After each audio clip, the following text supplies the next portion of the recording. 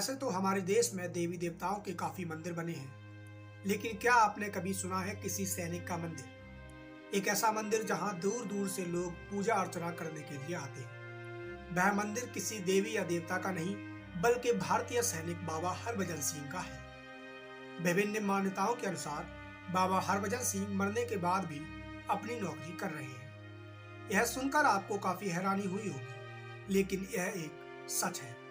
सिक्किम में बने बाबा हरभजन सिंह का मंदिर बहुत लोगों का आस्था का प्रतीक भी माना जाता है। बाबा हरभजन सिंह का जन्म कहाँ हुआ, आइए थोड़ा इस पे बात करते हैं। बाबा हरभजन सिंह का जन्म 30 अगस्त 1946 को गुजरांवाला पंजाब, जो कि वर्तमान में पाकिस्तान में स्थित है, के सदराना गांव में हुआ था। उन्होंने अपनी प्राथमिक शिक्षा वहीं के स्थानीय स्कूल से प्राप्त की थी। मार्च 1955 में उन्होंने डीएवी हाई स्कूल से 10वीं की। बचपन से ही वह एक फौजी बनना चाहते थे, जिसके चलते वर्ष 1966 को हरभजन सिंह भारतीय सेना के पंजाब रेजिमेंट में सिपाही के रूप में भर्ती हुए। बाबा हरभजन सिंह का सैनिक कैरियर। वर्ष 1956 में हरभजन सिंह पंजाब रेजिमेंट में भर्ती हुए, जिसके बाद उन्हें सिग्नल कोर में शामिल किया गया, जहां 30 जून 1965 को हरभजन सिंह को एक कमीशन का कार्यभार सौंपा गया, जिसके बाद उन्हें 14 राजपूत रेजिमेंट में तैनात किया गया। वर्ष 1965 में भारत पाकिस्तान युद्ध में उन्होंने महत्वपूर्ण भूमिका निभाई, जिसके चलते उनका स्थानांतरण 18 राजपूत रेजिमेंट में हुआ।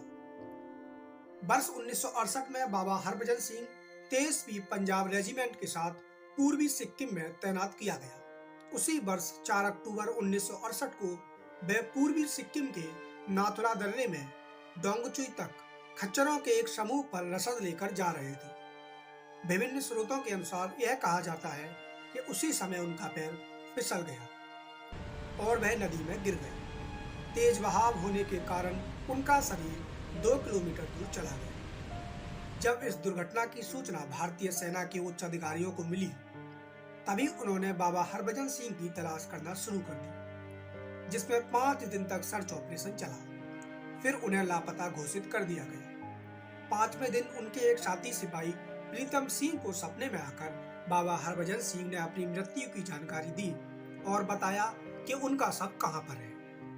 लेकिन सेना के अधिकारियों को अब भी विश्वास नहीं था कि प्रीतम सिंह के सपने में हरभजन सिंह आए और अपनी मृत्यु का कारण भी बताया। सेना में किसी ने भी प्रीतम सिंह की बातों पर यकीन नहीं किया, और जब उनके शव का कोई पता नहीं मिला तो सेना के कुछ अधिकारी हरभजन सिंह के बताए गए स्थान पर पहुंच गए, जहां उन्हें हरभजन सिंह का मृत शरीर मिला, जिसे देख सेना के सभी अधिकारी आश्चर्यचकित रह गए। उन्होंने प्रीतम सिंह से माफी मांगी और सम्मान पूर्वक हरभजन सिंह का अंतिम संस्कार किया। संस्कार के कुछ समय बाद एक बार फिर हरभजन सिंह प्रीतम सिंह के सपने में आए और अपनी समाधि बनाने की इच्छा व्यक्त की, जिसके चलते सेना के उच्च अधिकारियों ने छियोका छो नामक स्थान पर उनकी समाधि बनाई। विभिन्न सैनिक अधिकारियों के अनुसार कहा जाता है कि मृत्यु के बाद भी बाबा हरभजन सिंह अपनी ड्यूटी करते हैं और चीन की सभी गतिविधियों पर नजर भी रखते हैं और समय समय पर सैनिकों को सतर्क करते रहते हैं, जिसके चलते हरभजन सिंह पर लोगों का विश्वास बहुत बढ़ गया। सेना द्वारा बाकी सभी की तरह हरभजन सिंह को भी वेतन, 2 महीने की छुट्टी इत्यादि सुविधाएं दी जाती थी, लेकिन अब वह रिटायर हो चुके हैं, जिसके चलते भारतीय सेना द्वारा उन्हें मरणोपरांत कैप्टन की उपाधि से सम्मानित किया गया। बाबा हरभजन सिंह मंदिर में बाबा हरभजन सिंह का काफी सामान भी रखा गया है, जिसकी भारतीय सेना के जवान चौकीदारी करते हैं और उनके जूतों को प्रतिदिन पॉलिश भी किया जाता है। वहां पर तैनात सिपाहियों का कहना है कि रोज उनके जूतों पर कीचड़ लगा हुआ होता है और उनके बिस्तर पर सिलवटें दिखाई पड़ती हैं। भारतीय सेना के अलावा चीन की सेना का भी मानना है कि उन्होंने रात के समय बाबा हरभजन सिंह को घोड़े पर सवार होकर गश्त लगाते हुए देखा है।